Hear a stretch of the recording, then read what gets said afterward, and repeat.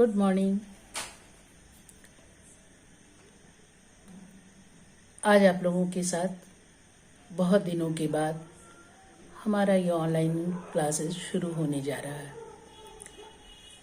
चूँकि समय भी बहुत बीत गया, हम लोगों का कोर्स भी है जिसे कंप्लीट करना है। इन सभी वजह से लेकर के हम लोगों ने ऑनलाइन क्लास शुरू किया है।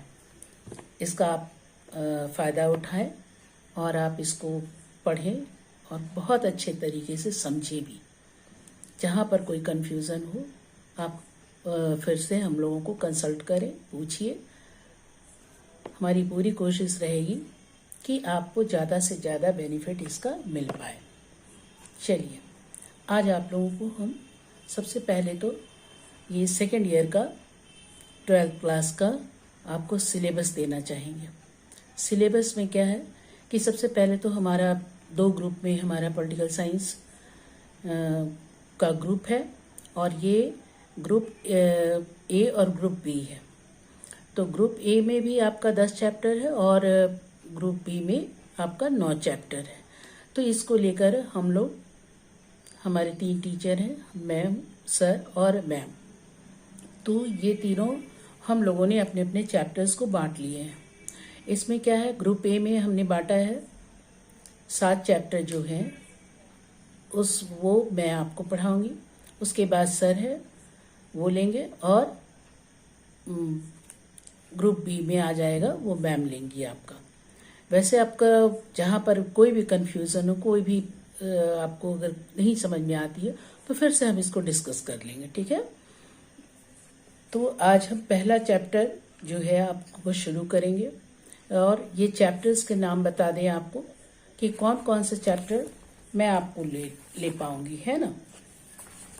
तो पहला चैप्टर जो है आपका वो है राष्ट्र निर्माण तथा इसकी समस्याएं। दूसरा है एक दलीय प्रभुत्व का दौर।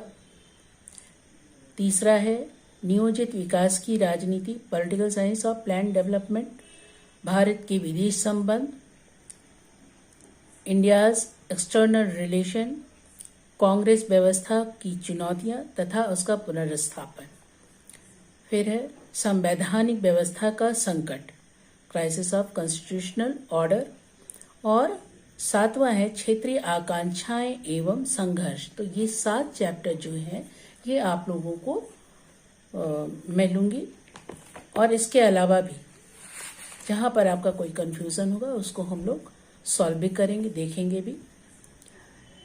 तो सबसे पहले आज हम लोग पहला चैप्टर शुरू करेंगे। पहला चैप्टर में है आपका राष्ट्र निर्माण तथा इसकी समस्याएं। हम बात कर लें भारत के इतिहास की, क्योंकि इतिहास के दिनों में हम लोगों ने देखा है कि हमारे भारत पे मुगलों का शासन, राजाओं का शासन, उसके बाद अंग्रेजों का शासन, बहुत तरह से हमारे भारत किसी ना किसी के अंतर्गत ही रहा है। तो ये सभी चीज़ें जो थी, राजाओं के शासन तक तो फिर भी ठीक था, लेकिन अंग्रेजों की गुलामी हम लोगों को झेलना पड़ा। और ये बहुत ही समझिए कि इसको हम लोगों ने बहुत कष्ट करके झेला है और बहुत मुश्किल से अपनी स्वतंत्रता को हासिल की है। इन सभी चीज़ों से हम लोग वाकिफ हैं। हम लोग जानते हैं कि किस तरह से हमारे भारत को आज़ादी दिलाने में हमारा भारत अपने परिवार को, अपने लोगों को कुर्बानियाँ भी दिया है, कुर्बानी भी दी है। तो इन सभी चीज़ों के हालात को देखते हुए हम कह सकते हैं कि हमारे भारत को स्वतंत्रता बहुत ही मुश्किलों के बाद मिल पाई है। जब हमारे देश को, भारत को स्वतंत्रता मिली, वो दिन एक उत्साह भरा दिन था, एक महोत्सव का दिन था, एक उत्सव का दिन था। तो इन सभी चीज़ों को तो हम लोगों ने देखा है, जानते भी हैं, पिछले क्लासों में हम लोग पढ़ा भी है। तो इन सभी चीज़ों को देखते हुए जब भारत को आज़ादी मिली 15 अगस्त 1947 को भारत को स्वतंत्रता मिली। 200 वर्षों के शासन के बाद अंग्रेजों ने भारत की को सत्ता सौंप दी और संविधान सभा को प्रथम प्रधानमंत्री ने संबोधित करते हुए राष्ट्र के नाम अपने संदेश दिए। ये इतना ओजस्वी पूर्ण भाषण दिया कि सभी लोग अपने प्रधानमंत्री से गदगद हो गए और हमें लग रहा था इतनी कि हम सारे प्रयास, चूंकि भारत तुरंत आज़ाद हुआ था, अभी इसके पास बहुत सारी कमियां तो थी, क्योंकि हमने अभी तक अपने भारत को उस तरह से नहीं देख पाया था और ये स्वतंत्रता हमारे लिए बहुत बड़ी चुनौती भी थी, खुशियां भी थी, साथ ही साथ थोड़ी सी तकलीफ भी थी। वो तकलीफ क्या थी? हमारे भारत देश का विभाजन हो। तो ये विभाजन वाली जो बात है, ये हमारे भारत जब आज़ाद नहीं हुआ था उसके पूर्व से ही ऐसी बातें चल रही थी। चूंकि मुस्लिम संप्रदाय के लोग भारत के तहत द्विराष्ट्र सिद्धांत को मानते थे। द्विराष्ट्र का मतलब क्या है? द्विराष्ट्र का मतलब हो जाता है कि एक भारत यानी हिंदू संप्रदाय और दूसरा मुस्लिम संप्रदाय।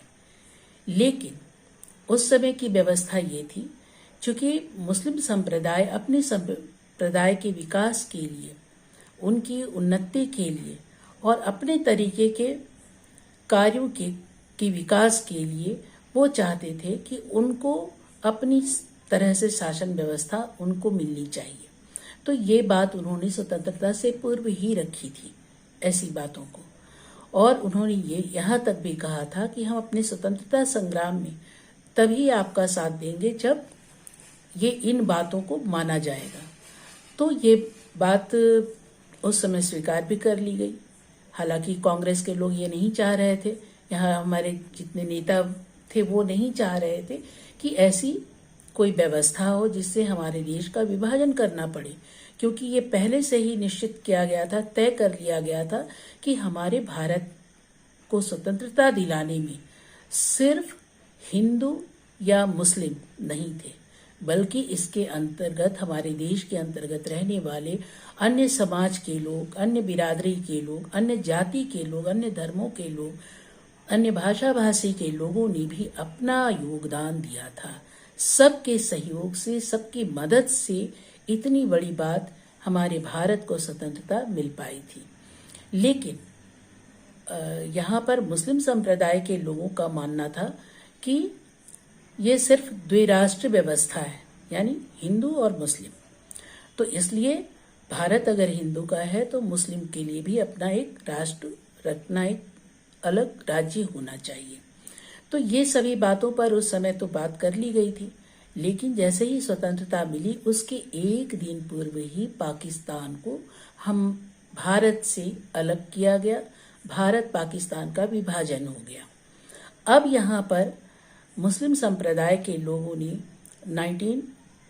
1906 में ही मुस्लिम लीग की स्थापना की थी, जिसमें अपने समाज के विकास के लिए, अपने राष्ट्र के विकास के लिए जो भी अपना उनका तरीका होगा, अपना नजरिया होगा, धर्मों को लेकर के अपनी उनकी सरकार बनेगी। जब ये समय आ गया तो उन लोगों ने अपने पाकिस्तान में चले जाने की व्यवस्था कर ली और भारत के भी जितने मुस्लिम संप्रदाय के लोग थे उनसे भी ये कहा गया कि आप पाकिस्तान चले आइए। और पाकिस्तान के हिस्से में जो हिंदू बिरादरी के लोग थे उनसे भी ये कहा गया कि आप यहाँ पर पाकिस्तान से भारत चले जाएं या अपने हिंदुस्तान चले जाएं।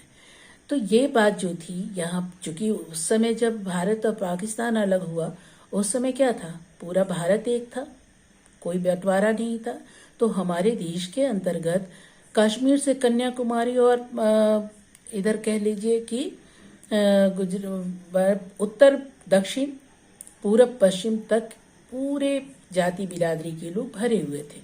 तो यहाँ पर ये नहीं ऐसा कहा जा सकता था कि किस क्षेत्र को पाकिस्तान को दिया जाए, ये भी एक सोचने वाली बात थी। तो उस समय ये कहा गया कि जहाँ पर मुस्लिम संप्रदाय के लोग ज़्यादा से ज़्यादा करके रह रहे हैं या वहाँ पर बसते हैं, वैसे जगहों को हम पाकिस्तान बना दे। तो ये बहुत देखते हुए हमारे देश के अंतर्गत ये पूरब और पश्चिम के क्षेत्रों में ज़्यादा मुस्लिम संप्रदाय के लोग बस रहे थे। तो उनको शुरू में पाकिस्तान भी क्या था, एक पूरब की तरफ था, एक पश्चिम की तरफ रखा गया था इनको, और बीच वाला क्षेत्र जो था भारत का हिस्सा था। तो यहाँ पर भारत पाकिस्तान तो अलग हो गया, ये दो राष्ट्र बन गए, मतलब दो क्षेत्र, उत्तर और पश्चिम और पूर्व की ओर पाकिस्तान का एरिया हो गया, ये अलग हो गए। लेकिन इसकी ये हम लोग जरूर सब अच्छा तो नहीं लग रहा था, क्योंकि हमारे भारत का बंटवारा हो चुका था और हमारे देश में ये कहा गया था हिंदू बिरादरी या के लोग को भी भारत में अपनी तरह से व्यवस्था करनी चाहिए। लेकिन हमारे भारतीय संप्रदाय में ये भी निश्चित कर लिया गया था कि भारत को जब आज़ादी मिलेगी तो हम लोकतंत्र की पद्धति को अपनाएंगे, हम स्वतंत्रता के साथ साथ अपना संविधान, अपनी सरकार जब बनाएंगे तो वो होगा लोकतंत्र की सरकार, है ना। तो इसके अंतर्गत हम लोग ये भी देखे थे, और लोकतंत्रता या हम स्वतंत्रता के साथ साथ हम ये भी देखे कि हमारे भारत के अंतर्गत सभी लोगों का महत्वपूर्ण योगदान रहा, चाहे वो किसी भी समाज से हो, किसी भी बिरादरी से हो, कहीं पर के भी रहने वाले लोग हों, सब लोगों ने भारत को एकजुट होकर के स्वतंत्रता दिलाने में अपना अपना पूरा योगदान दिया। तो इस योगदान के तहत उनको भी एक रिवॉर्ड के रूप में अपने भारत को देना था। तो भारत ने ये निश्चय किया कि हमारे देश में लोकतांत्रिक व्यवस्था की जाएगी, जिसमें सभी समाज के लोगों को, सभी क्षेत्र के लोगों को, सभी राज्य के लोगों को, पूरे भारत के लोगों को एक सम्मानपूर्ण अधिकार दिया जाएगा। तो ये अधिकार क्या था, हम सभी तरह से हमारे देश में जितने भी कानून बनेंगे सभी लोगों के लिए बनेंगे, सभी लोगों के हित के लिए बनेंगे। ऐसा नहीं कि कोई समाज में रहने वाला कोई अलग जाति का हो, कोई अलग बिरादरी हो तो उसको स्पेशल ट्रीट मिलेगा या उसको स्पेशल राइट्स मिलेंगे, ऐसा कुछ नहीं था। बल्कि हमारे समाज में चाहे वो शीर्ष पर बैठा हुआ हमारा राष्ट्रपति हो, प्रधानमंत्री हो या एक आम जनता हो, तो इन सभी के अधिकार, उन सभी का मान सम्मान एक रहेगा। तो ये सभी चीज़ों को देखते हुए हमारे भारत में जो स्वतंत्रता मिली, इसकी जो व्यवस्था की गई थी वो पहले ही हो गई थी। ये बातें पहले से ही तय कर लिया गया था कि किस तरह से हमारे भारत को स्वतंत्रता के पश्चात लोकतंत्र की स्थापना करनी है, अपनी सरकार बनानी है। लोकतांत्रिक व्यवस्था के आधार पर हम अपने देश की सरकार को चलाएंगे। तो इन सभी चीज़ों को देखते हुए, इन सभी को देखते हुए हम ये कह सकते हैं राष्ट्र निर्माण और इनकी समस्याओं के तहत हम राष्ट्र निर्माण का उद्देश्य क्या होता है, राष्ट्रीय चेतना का विकास करना। इनके सामने सबसे पहले तो हम लोगों ने देखा कि इसके हमारे भारत के राष्ट्र निर्माण में सबसे बड़ी चुनौतियां थी। ये चुनौतियां प्रमुख रूप से 3 बातों को लेकर की थी। ये कौन कौन सी बात थी? एक तो थी अखंडता और एकता। एकता अखंडता ये था कि हमारे इतने बड़े भारत में इतने बड़े जन समूह को, जिसमें बहुत सारे जाति बिरादरी के लोग भी रह रहे हैं, तो इन सभी को एक एकता और अखंडता के रूप में जोड़ पाना, एक सूत्र में पिरो पाना कैसे हो पाएगा, ये बातों को लेकर के चिंता भी थी और ये एक चुनौतीपूर्ण दौर भी था। दूसरी बात ये थी कि हमें अपनी स्वतंत्रता को, अपनी लोकतांत्रिकता को किस तरह से बरकरार रखते हुए इस पर हमको काम करना है। और तीसरी बात थी कि जन कल्याण के लिए विकास के कार्यों को करना है, यानी हमारी सामाजिक, आर्थिक, राजनीतिक सभी व्यवस्थाओं को मजबूती से आगे बढ़ाना है, जन कल्याण के लिए काम करना है। क्योंकि हमारा भारत एक ऐसा देश है जहाँ पर हम लोग किसी जाति संप्रदाय के अंदर में नहीं है, बल्कि हमारी जो सरकार है, हमारा जो संविधान है, वो सबसे ऊपर है। हालांकि सभी को सम्मान आदर दिया गया, सभी जाति बिरादरी सभी को एक कहिए कि हमारे देश के अंतर्गत, हमारे संविधान के अंतर्गत एक समान माना गया है। तो ये तीनों बात जो थी, ये सबसे बड़ी चुनौती के रूप में हमारे भारत के सामने थी। तो ये ऐसा समस्या जो था जिसके अंतर्गत सबसे बड़ी बात जो थी वो था एकता और अखंडता को बरकरार रखना। चूंकि हमारे भारत में विभिन्न संस्कृति, विभिन्न धर्मों के लोग रहते हैं और इनको एक लंबे समय तक एकीकृत कर पाना कहीं न कहीं विभाजन को, इस भय को साबित कर दिया था। भारत के भविष्य की गंभीर चिंताएं थी। भारत को कैसे एकत्रित किया जा सकता है और ये कैसे हो पाएगा, इन सभी चीजों को लेकर स्वतंत्रता से पूर्व ये पहली चुनौती थी। दूसरी चुनौती थी हमारी लोकतंत्र की स्थापना। दूसरी चुनौती ऐसे लोकतंत्र की स्थापना की थी जहां पर लोगों को मताधिकार के साथ साथ मौलिक अधिकार, स्वतंत्रता, मौलिक अधिकारों की स्वतंत्रता हो। चूंकि भारत ने शासन और संसदीय प्रणाली अपनाई गई है यहाँ पर हमारे भारत में, तो राजनीतिक प्रतिद्वंदिता और प्रतिनिधित्व लोकतंत्र के आधार पर था। इसमें कोई संदेह नहीं है कि लोकतांत्रिक संविधान लोकतंत्र की स्थापना के लिए आवश्यक था। लोकतंत्र की स्थापना के लिए हमारे लोकतांत्रिक संविधान का भी होना जरूरी है, लेकिन विकासशील लोकतांत्रिक क्रियान्वयन के साथ साथ संविधान का कार्यान्वयन भी महत्वपूर्ण था। तो ये भी एक चुनौती थी हमारे सामने। और तीसरी बात जो थी वो थी विकास और जन कल्याण। यानी तीसरी चुनौती जो जन कल्याण था, उसके उपाय कुछ वर्गों के लिए नहीं होना है, सभी वर्गों के लिए होना है, सभी के लिए समानता थी।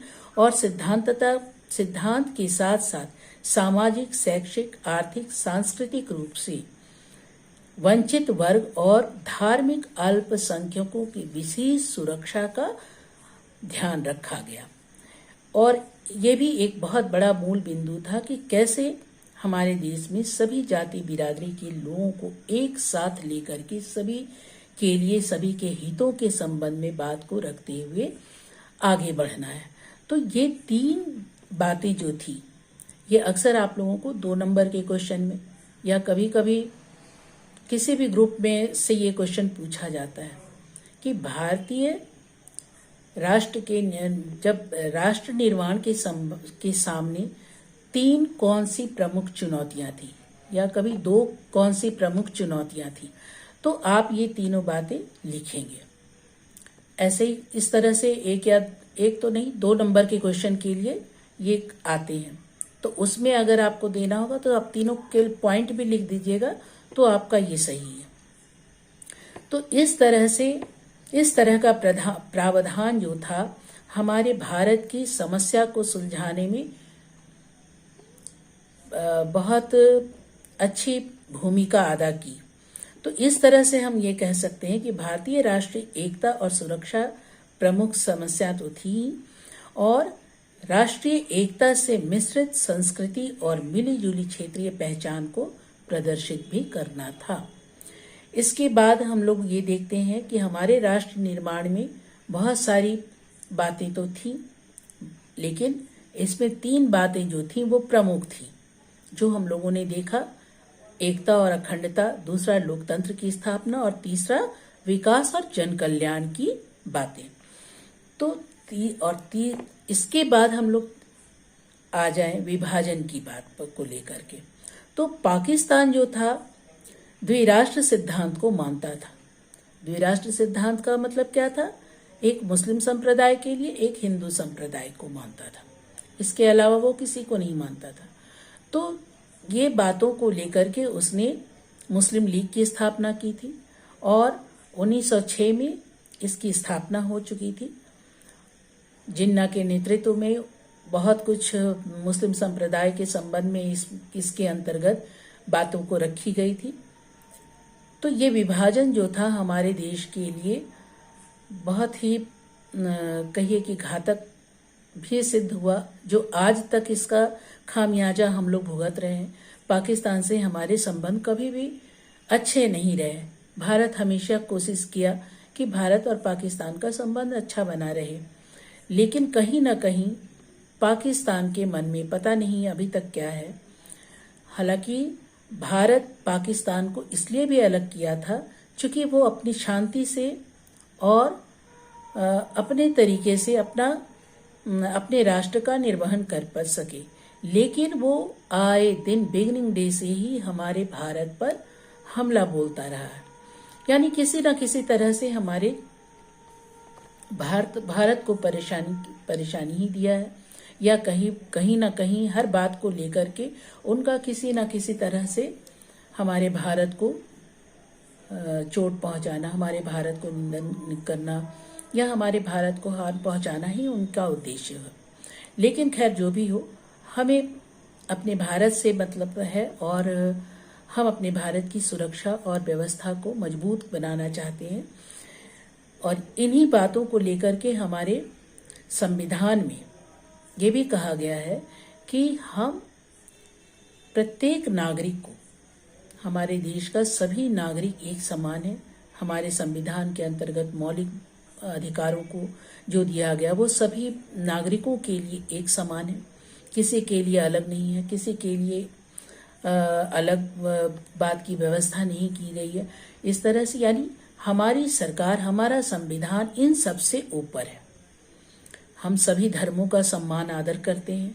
और सबसे बड़ी बात, उस समय जो हमारे देश में भारतीय संविधान के अंतर्गत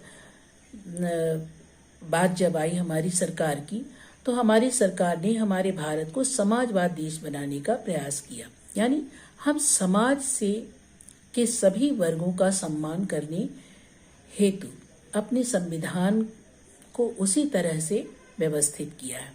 यानी हमारे मौलिक अधिकार, हमारे अपने सभी तरह के अधिकार जो हैं सभी लोगों को एक समान दिए गए हैं। इसके बाद था, जैसे ही हमारा भारत और पाकिस्तान अलग हुआ, हमारे क्षेत्र की बात तो निश्चित हो गई कि पाकिस्तान किधर बनेगा, पाकिस्तान किधर दिया जाएगा।